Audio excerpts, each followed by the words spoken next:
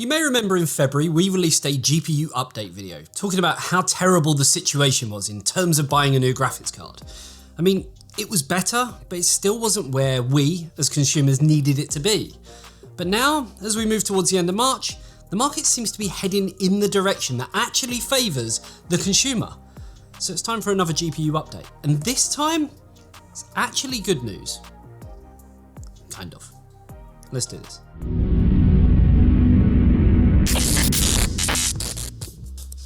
Andy, what are you watching? It's not what you think. Wow, it's so big. Why, thank you. It's the new AOC AG493 UCX, 49 inches of pure performance and a refresh rate of 120 Hz. It's so fast. You can even do two at a time. What? You can connect two devices at a time and split the screen. With FreeSync Premium Pro, a 32:9 aspect ratio and a built-in KVM, you'll be finished in no time. Gaming, I mean. What did you think I mean? Get your mind out the gutter and click the link in the description to find out more. So every time we release a GPU update video, we get comments about how we're talking crap and that the situation isn't any better, and all the screenshots and screen caps we get are all wrong. And we know why that is. Me and the bulk of our team are in the fish and chip loving, tea drinking country of England, Great Britain, the United Kingdom, and the biggest English speaking country for PC gaming is the United States of America. So we typically comment on these two large markets, and then one person from Liechtenstein comes along and says, well, it's not better where I am, so your video is wrong. But is it? I mean, you have to remember that PC gaming hardware is typically bought and sold in US dollars. So what happens in these two major countries typically is an example of what is seen in, frankly, every country. It just may come a little bit later. That aside, I'm going to break this video down into the US and the UK for some clarity, so you can skip to the bit that's relevant to you. Before we get to that though, a quick recap for those who are maybe unaware, or for those who just like listening to my soothing voice and watching my devilishly handsome face. Anyway, GPUs went up in price over the last almost 2 years for a variety of reasons, and not just one reason alone. And in super quick fashion, they were cryptocurrency, stock shortages, silicon shortages, raw material shortages, scalpers, and shipping costs. I think that's pretty much got it covered. Now, all of these things combined led to a world that frankly saw some GPUs propel to over double their MSRP pricing. Not that MSRP pricing even means anything these days, with the likes of NVIDIA just a few months ago very quietly increasing the price of their 30 series founders cards. That aside, it is worth noting that in this video, we're going to try and focus more on base model cards, because if we're talking about the likes of Asus Strix cards, which even without the GPU crisis, they have a typically kind of much higher price point. It just throws everything out of whack. So just know that if you're looking for a, let's say, fancier model card like the Strix, Aorus Master or MSI Supreme, just expect to pay more. So let's take a look at the market in the UK if you want to buy a new GPU. With NVIDIA being the dominant brand, demand was always higher, and if wanting to be part of Team Green, it generally seemed a lot tougher to get the card that you actually want. So starting at the bottom of the stack with a recently released RTX 3050. The cheapest right now that you can actually buy is the Zotac Twin Edge card at $319.99 from Overclockers. So still a long way away from that mystical £239 MSRP price that we were promised at launch. Moving up the stack to the RTX 3060, the cheapest right now is the Asus Phoenix card, as well as the Palette Storm X, both at $419.99. Stock is quite plentiful, so at least getting a card, I guess, isn't so much of an issue anymore. It just seems that getting it for the price you want is the big sticking point. As we move to the more mid-range cards, the 3060 Ti Palette Dual card comes in at $529.99. Still a long way to go from the original launch MSRP price of £369. RTX 3070s was frankly a similar story, with OC UK's cheapest card being the Zotac Twin Edge OC at $699.95, but with only one in stock. This is probably the biggest disparity so far with its launch MSRP price. For the 3070 Ti, OC UK had the KFA2 one-click OC model priced at $699.95. Though stock doesn't seem as plentiful for this model and others were a little bit higher in price. The RTX 3080 had a lot of cards either out of stock, coming soon or on pre-order, with the lowest currently being from KFA2 at $949.99. Considering the RTX 3080 launched at £649, I'm kind of lost for words on this one. When it comes to the 3080 Ti, again, KFA2 coming out with the best pricing at £1,099.99p, which is actually only £50 more expensive than MSRP.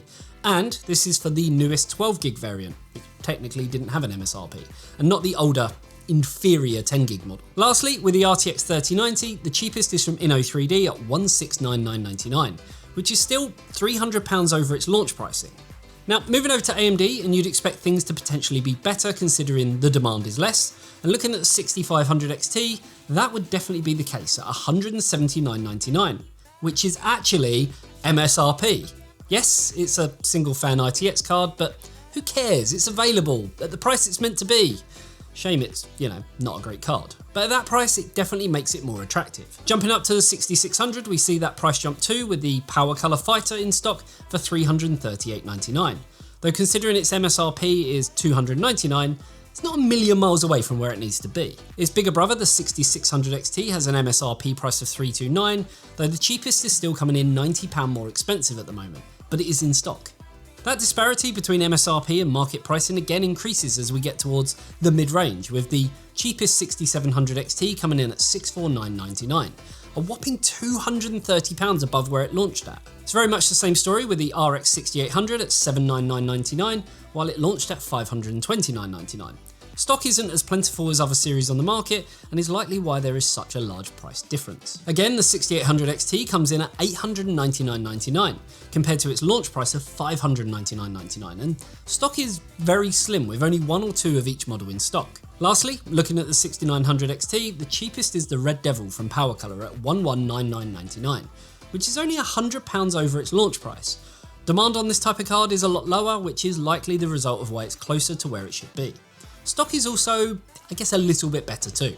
Moving to the other side of the pond and looking at Newegg. I know some people are going to hate Newegg after their latest media coverage, but in terms of stock and availability, it's the easiest one for us to comment on. Starting with the RTX 3050, the cheapest model is one that we looked at on launch day with our launch day coverage from EVGA with a price of $379.99. Considering this was meant to be an MSRP card, it's still pretty disappointing to see it's quite a bit more expensive than its $249 launch price. Moving up to the RTX 3060 with a launch price of $329, the cheapest card is from both Gigabyte and Zotac at $599, with a few similar models priced around the same. As we go up the stack to the 3060 Ti, the price jumps quite dramatically again, with the lowest price card being the Zotac Twin Edge OC at $699. That's $300 above where it should be. With the RTX 3070, the cheapest was the Ventus from MSI at $890, but this was from a Newegg marketplace seller and not direct from Newegg.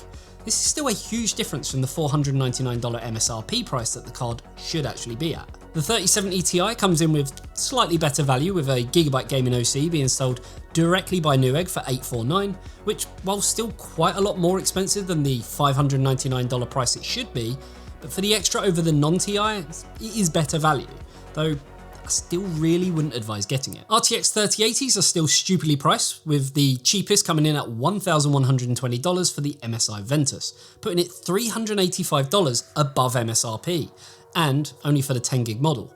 If wanting the 12GB, you'll be expected to pay another $164 on top of that. Finally, rounding up Team Green with the RTX 3090, the lowest was the Gaming OC from Gigabyte at $2,129.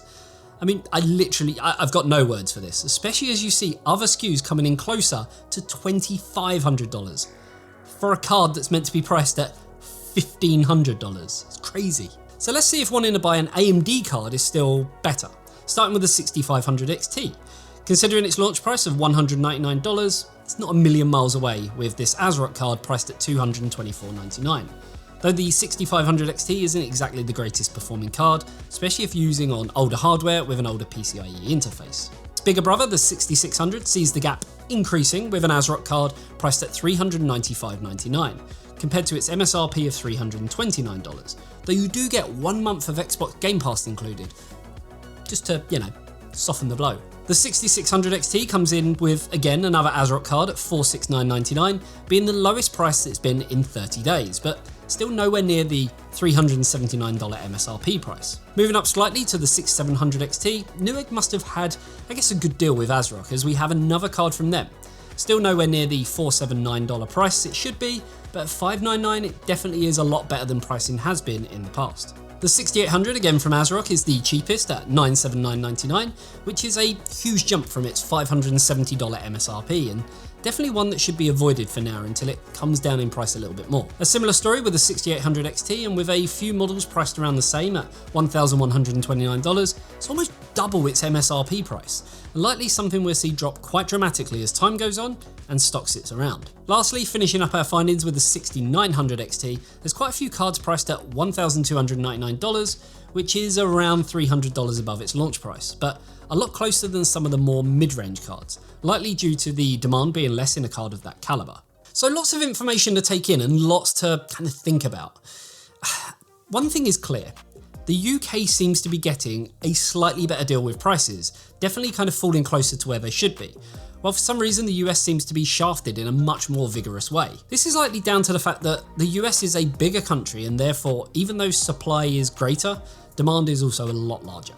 I also said at the start of this video that we actually have good news, and after watching this, that definitely seems to be, I guess, more the case on the lower end and the higher end, while the middle range cards still seem to be kind of suffering from these price hikes. So I guess it's good news, just not great news. Until you kind of drill down a little bit more and find that even with those inflated prices, the prices that we do see today in both the UK and the US are actually the lowest they've been in over a year. So it's definitely heading, I guess, in the right direction. The big saving grace here is that I guess there is plenty of stock across a variety of brands and SKUs. So what does this actually mean? I mean, well, with the stock situation now getting better, brands are going to, I guess, want to get a bit more aggressive with pricing and battle it out with their direct competitors. Just really a matter of time, and also down to who's going to make the first move, especially considering new GPUs, including the RTX 4000 series from NVIDIA and a potential Navi 2 refreshes coming from AMD later this year, before we see new GPUs from Team Red as well. The other aspect that we need to look at closer is how retailers work, and with plenty of stock, space comes at a premium, and if this carries on improving, the retailers won't want to, I guess, sit on these cards for long, as it costs them money keeping them on the shelves in the warehouse. I guess if I could give you kind of my best advice, is that if you can wait, which a lot of you have been, and hold out, it may actually do you better in the long run. Just think, if you've been holding out this long, was a little bit longer. And this will actually help to drive the price down, as retailers are going to want to shift stock quickly instead of having it sit around, especially with new models due in the near future. I guess another set of good news with stock becoming more plentiful is that scalpers seem to have basically fallen off a cliff. They seem to have just completely quietened down, as the profit just isn't there for them anymore. I guess at least in comparison to how it used to be. With this, we're also seeing prices fall slowly on eBay and Facebook Marketplace. So if you're maybe wanting a potential older generation card, this is actually becoming more of a feasible option to, I guess, again, comparing to how it has been over the last year. The other big point at the moment is cryptocurrency. It's kind of been a little bit of a dirty word over the last couple of years because of the situation it's actually had with graphics card, but it's also seen profitability fall. Again, meaning that it's just not worth it like how it used to be. And this again is kind of why we're seeing more cards appear on the used market, and for more reasonable price points. Again, supply is becoming greater than the demand, and that's a big driving force when it comes to pricing. So what's the general takeaway from it all? Should you buy now? Should you wait? Well, as always, each individual circumstances has a big part to play, and while prices are the lowest they've been in over a year, only you can decide what's worth it to you. I guess it is definitely worth noting that if you've waited this long, what is a little bit longer, as it's very clear that prices are falling, and are falling a lot quicker than the last couple of months. The big thing at the moment is the fact that no matter what GPU you want, it is available in some form or another. Other retailers have different stock and at different prices, and with such a sheer volume of stock being available across the whole of the market, I actually feel this is going to be one of the biggest factors for pricing and the way that it comes more in line with where it should be. Remember that there are websites like PriceSpy which allow you to see how pricing has changed, past and present, and to give you, I guess, a better indication as to the direction it's going. Sadly, it can't predict the future, and obviously I don't want to speculate too much about the future either, as I don't have a crystal ball, but I will more than likely make another video similar to this in the next month where I can make some direct comparisons under the same circumstances. With that being said, if you enjoyed this video, then a like and a sub to the channel would be greatly appreciated. And if you value the huge effort that we put into this video, you can support us through Patreon, where you get a ton of benefits, including behind the scenes content and much more. Link is down below. Other than that, thanks for tuning in, and I'll see you in the next one. See you later, guys. Bye-bye.